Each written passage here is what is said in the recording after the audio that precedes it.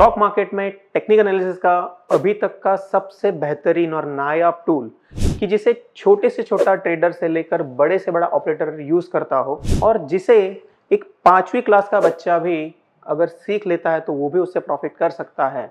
ऐसा टूल है trend line. आज हम इस वीडियो में सीखने वाले हैं कि ट्रेंड लाइन क्या है, कैसे ड्रॉ की जाती है, उसकी कंडीशंस क्या है, किस तरह की ट्रेंड लाइन आपको बेहतरीन प्रॉफिट करवा सकती है। सबसे पहले ट्रेंड लाइन जब आप ड्रॉ करते हैं नॉर्मल केसेस में लोग क्या करते हैं कि अगर कोई चार्ट है तो यहाँ पर इस तरह से लाइंस ड्रॉ कर देते हैं। लेकिन एक अच्छी ट्रेंड लाइन ड्रॉ करने के लिए आपको क्या है कि उसके कुछ जो रूल्स है उसे फॉलो करके अगर आप करते हैं तो ये आपको अच्छा सा प्रॉफिट करवा सकती है। तो सबसे पहले जब आप लोग एक अप ट्रेंड लाइन ड्रॉ करने वाले हो तो वहां पर आपको एक चीज चेक करनी चाहिए कि यहाँ पर सबसे पहले आपको क्या करना है, दो बॉटम्स आपके पास होने चाहिए। यानी कि जैसे आपको अगर कोई ट्रेंड लाइन ड्रॉ करनी हो तो सबसे पहला बॉटम नंबर 1 और बॉटम नंबर 2 ये आपके पास होने चाहिए। जैसे आपको दो बॉटम्स मिलते हैं, आपको क्या करना है, आपको पहले बॉटम से लेकर दूसरे बॉटम को टच होने वाली एक ट्रेंड लाइन या जिसे हम शुरुआत में कहते हैं रे लाइन, और इसे ड्रॉ करके आपको क्या करना है, छोड़ देना है। अब इसे कहा जाता है टेंटेटिव ट्रेंड लाइन, जिसे हम कहते हैं टीटीएल, टेंटेटिव ट्रेंड लाइन। यानी कि ये ट्रेंड लाइन अभी आपने ड्रॉ की है लेकिन अभी से मार्केट फॉलो कर रहा है कि नहीं कर रहा है, कैसे पता चलेगा?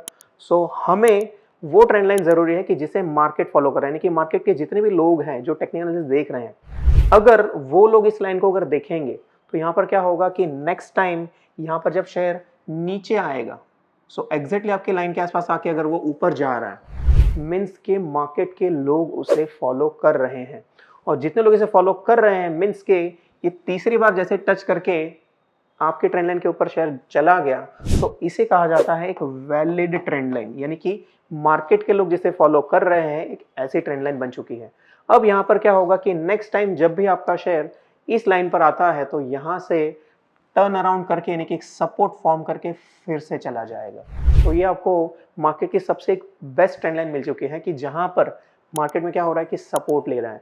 अब जब तक इस लाइन पर अगर शेयर सपोर्ट ले रहा है तब तक शेयर नीचे नहीं जाएगा। यानी जब जब भी इस लाइन को टच कर रहा है तो आप लोग यहाँ पर बाइंग कर सकते हैं।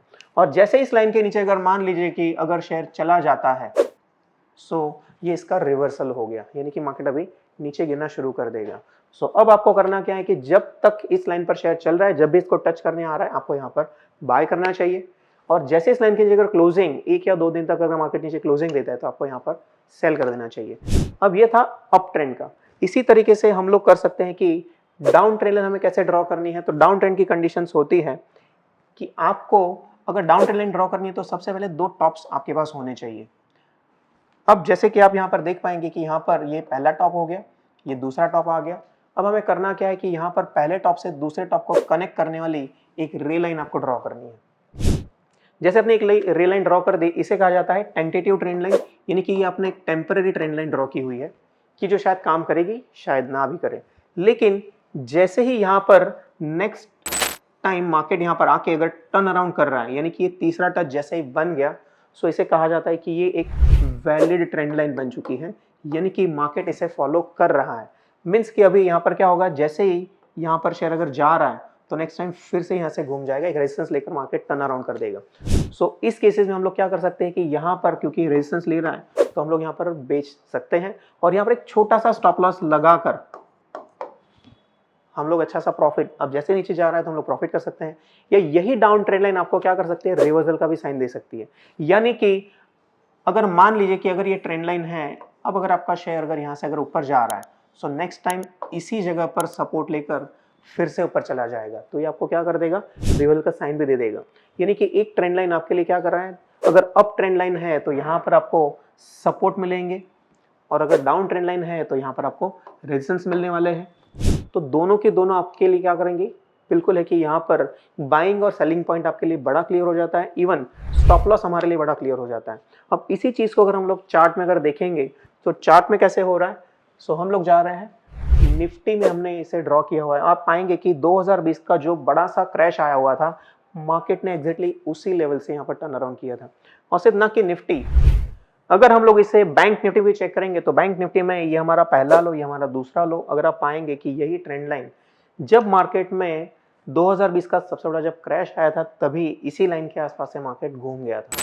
यानी कि आप यहाँ पर देख पाएंगे कि मार्केट कितना क्लोजली से ट्रैक कर रहा होता है। इवन अगर आप लोग यहाँ पर और कुछ चार्ट्स में देखना चाहेंगे, सो अगर आप देखेंगे यहाँ पर एक्सिस बैंक में भी आप देखेंगे कि वही सेम सिनारियो यहाँ पर बन रहा है कि डॉट टू डॉट मार्केट आपके ट्रेंड लाइन से घूम जाते हैं।